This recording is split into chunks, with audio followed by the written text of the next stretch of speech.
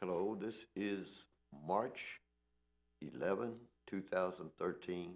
I'm Aubrey Shepherd in Fayetteville, Arkansas. Let's see some photos. Daffodil or jonquil species are blooming madly all over Fayetteville, Arkansas. Have been for some time. Just getting plentiful right in my yard, my neighborhood. But some areas have been ahead of us in northwest Arkansas.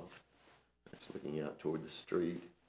I like those multicolored ones like that very much, and there are quite a few of those, and endless variety, in the next month you'll see, the next few weeks. And I just made several shots of some of these, hope somebody enjoys them, and trying to get good light, and a few that are actually focus, and I guess maybe that's the best of the bunch, more detail. I like the macro version of these. Can't get a microscopic to show you any fine detail. That's a non-native, another non-native species. It's vinca, and a couple of shots of it because it's starting to bloom pretty regularly. It's been blooming for a few weeks in places. That's my still blooming after all these months, more than a year now. Lonicera sempervirens, the native honeysuckle vine. And the one that isn't invasive, should not be removed, should be propagated any way you can. There's also a yellow version of it, which has the same leaf formation almost exactly, slightly different in several ways, but just yellow flowers. And it's also a native called flava, Lonicera flava. So we'll see some of those, hope, pretty soon, and share. And I've shot a lot of these again, a lot more than you've seen, but just keep documenting those beauties. And partly because just the word honeysuckle frightens people, and they assume all honeysuckle is bad, and that's not the fact. It's the non-native honeysuckle, such as Japanese and China honeysuckle bushes. Okay, doves and cardinals, and these are very plentiful right now. They were scarce in the fall after the big blast at the hill,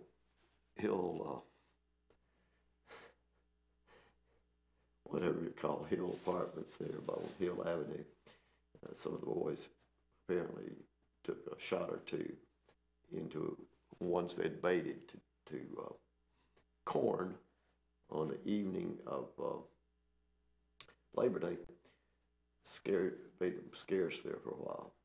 Okay, this is what's called a tulip poplar tree, and if you look that up on Google, maybe you'll find a native variety that is very useful for butterflies and bees, just like some of the other flowering plants that we talk about. And that's native or natural stone formation of some kind. Okay, maybe some Indians worked on it. I'm not sure. It's pretty tiny, but it looks like it's been used to work something. But I'm not an expert, so this is in John Rule's hand. But we're at the shop of Randy Parrish on South School Avenue, and both these guys live in the Ozarks, southeast of Fayetteville, and they both are interested in nature in many, many ways. So they were sharing this that I believe Randy found near his home, but I'm not sure how close. At the bottom of a bluff, I believe I understood. No, maybe it's an overhang or something. I didn't get the story straight. Wish I had it on video because they were having a pretty interesting conversation about it. And I just shot a few stills to illustrate what makes a lot of people get out and look for stones and arrowheads and things. Remember, national forests and state parks and game fish areas, a lot of places you're not supposed to touch them. You're not supposed to remove things like this. But both these guys find things on their own property. They have Ozark mountain areas of their own. Until next time, this is Aubrey Shepherd asking you to do your part to help keep the water clean, the air pure, and the woods green, and enjoy nature. See you. Hello, I'm Aubrey Shepherd. It's the 14th of March 2013. We're recording this and photos from Fayetteville.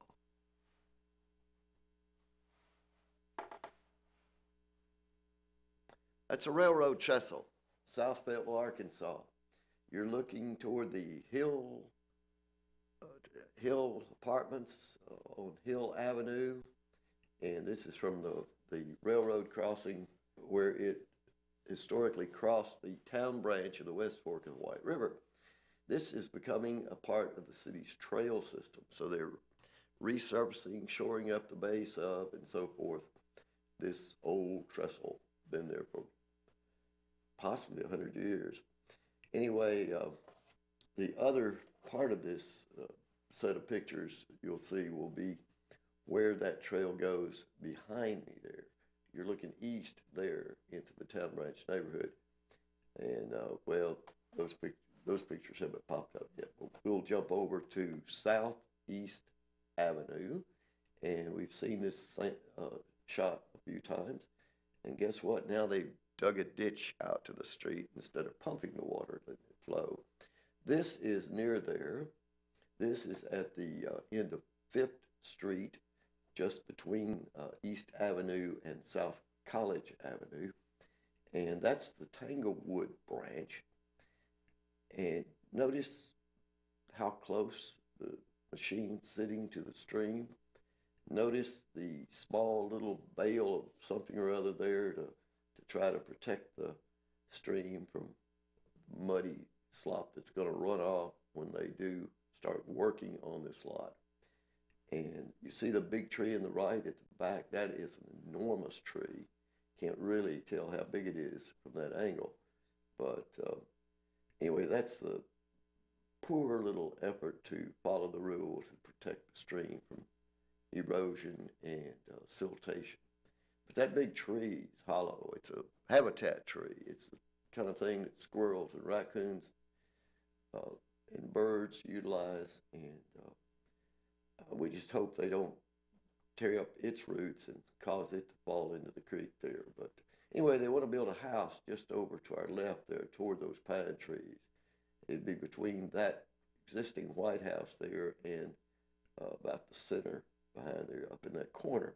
Now, this violates the streamside ordinance, but the man who owned this property at the time the ordinance came into force, I believe it was April 1st, 2010, he had this cleared just before that. It was a beautiful habitat lot, protecting the stream as it should and should still be doing, with lots of vegetation. Some of it was not native, but much of it was beautiful native wildflowers and things like milkweed for the monarchs and just a wide mix of